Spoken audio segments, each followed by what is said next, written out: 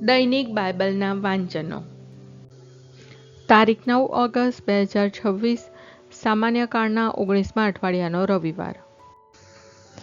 પહેલું વાંચન રાજાઓના પહેલા ગ્રંથમાંથી. બીજું વાંચન રોમના ધર્મસંઘ પર સંત પાઉલનો પત્ર અને શુભ સંદેશનું વાંચન સંત માર્થીકૃત ગ્રંથમાંથી. પહેલું વાંચન રાજાઓના પહેલા ગ્રંથમાંથી, અધ્યાય 19, કલમ 9 અને 11-13. એક ગુફામાં દાખલ થઈ તેણે ત્યાં રાત વિતાવી. અચાનક તેને પ્રભુની વાણી સંભળાઈ, એલિયા, તું અહીં શા માટે આવ્યો છે?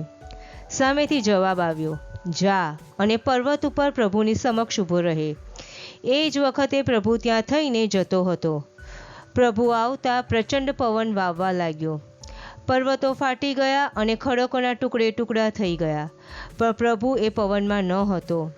પવન પછી ધરતીકંપ થયો, પણ પ્રભુ કંઈ એ ધરતીકંપમાં ન હતો.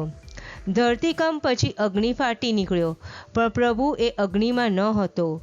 અગ્નિ પછી એક ધીમો મર્મ અવાજ આવ્યો. એ સાંભળતા જ એલિયાએ પોતાના ઝભ્ભાથી મોં ઢાંકી દીધું અને બહાર નીકળીને તે ગુફાના બારણા આગળ ઊભો રહ્યો. ત્યાં એક અવાજ આવ્યો, એલિયા, તું અહીં શા માટે આવ્યો છે? આ પ્રભુની વાણી છે, તે આપણો આધાર છે. બીજું વાંચન રોમના ધર્મસંઘ પર સંત પાઉલનો પત્ર, અધ્યાય 9, કલમ 1-5. ઇઝરાયલની અશ્રદ્ધાની સમસ્યા. ખ્રિસ્તની સાક્ષીએ હું સાચું કહું છું, ખોટું નથી કહેતો, અને પવિત્ર આત્માથી સંચાલિત થયેલો મારો અંતરાત્મા સાક્ષી પૂરે છે કે હું ભારે શોકમાં છું અને મારા અંતરમાં નિરંતર વેદના થયા કરે છે.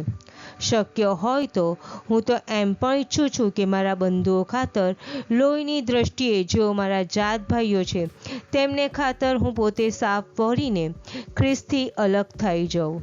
તેઓ ઇઝરાયલીઓ છે. એમને જ ઈશ્વરે પુત્રપદ બખ્શ્યું હતું. એમની વચ્ચે જ તેણે પોતાના મહિમા સાથે વાસ કર્યો હતો. કરારો એમની સાથે જ કર્યા હતા. નિયમ સંહિતા પણ એમને જ આપી હતી અને પૂજાવિધિ અને વચનો પણ એમને જ સોંપ્યા હતા. તેઓ જ આદિ પુરુષોના વંશજો છે અને લોહીની દ્રષ્ટિએ જોઈએ તો ખ્રિસ્ત પણ તેમના વંશના જ છે. તે સર્વોપરી પરમેશ્વરનો યુગો યુગ જય જયકાર થતો રહો, તથાસ્તુ.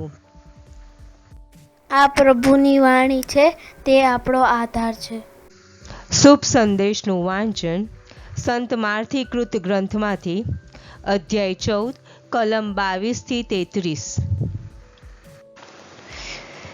એ પછી વિના વિલંબે ઈસુએ શિષ્યોને હોડીમાં બેસાડીને પોતાની આગળ સામે કાંઠે મોકલી દીધા અને પોતે લોકોને વિદાય કરવા રોકાયા. લોકોને વિદાય કર્યા પછી ઈસુ પ્રાર્થના કરવા માટે પર્વત ઉપર એકલા ચાલ્યા ગયા. સાંજ પડી અને હજી તેઓ એકલા જ હતા. હોડી તો ક્યારની કિનારાથી ખાસી દૂર પહોંચી ગઈ હતી ને સામા પવનમાં મોજાની થાપટો ખાતી હતી. રાતના ચોથા પહોરે ઈસુ સરોવર પર ચાલતા ચાલતા શિષ્યો પાસે આવી પહોંચ્યા. તેમને સરોવર ઉપર ચાલતા જોઈને શિષ્યો ભયભીત થઈ ગયા અને બીકના માર્યા બૂમ પાડી ઉઠ્યા, ભૂત, ભૂત! પણ તે જ ક્ષણે ઈસુએ તેમને કહ્યું, હિંમત રાખો, એ તો હું છું, બીશો નહીં. ત્યારે પિતરે સામેથી કહ્યું, પ્રભુ, આપ હો તો મને પાણી ઉપર આપની પાસે આવવાની આજ્ઞા કરો. ઈસુએ કહ્યું, આવ. એટલે પિતર હોડીમાંથી ઉતર્યો અને પાણી ઉપર ચાલતો ઈસુ પાસે જવા લાગ્યો. પણ પવને તોફાને ચડેલો જોઈને તે બી ગયો અને ડૂબવા લાગતા બૂમ પાડી ઉઠ્યો, પ્રભુ, બચાવો, બચાવો! તરત જ ઈસુએ હાથ લાંબો કરીને તેને પકડી લીધો અને કહ્યું, અરે અશ્રદ્ધાળુ, તે શંકા કેમ આણી? પછી તેઓ બંને હોડીમાં ચડી ગયા. એટલે પવન પડી ગયો. હોડીમાં હતા તેઓ ઈસુને પગે પડ્યા અને કહેવા લાગ્યા, સાચે જ આપ ઈશ્વરના પુત્ર છો.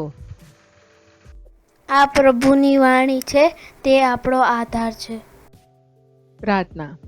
ઓ મારા પ્રભુ ઈસુ, હું મારા પાપો માટે પસ્તાવો કરું છું. મારા પાપો માફ કરો, મારા હૃદયમાં આવો. હું તમને મારા પ્રભુ અને તારણહાર બનાવીશ. આમેન. પ્રભુ તમને સુખી રાખો અને તમારી સંભાળ રાખો. પ્રભુની તમારા ઉપર કૃપા દ્રષ્ટિ અને મહેરબાની હો.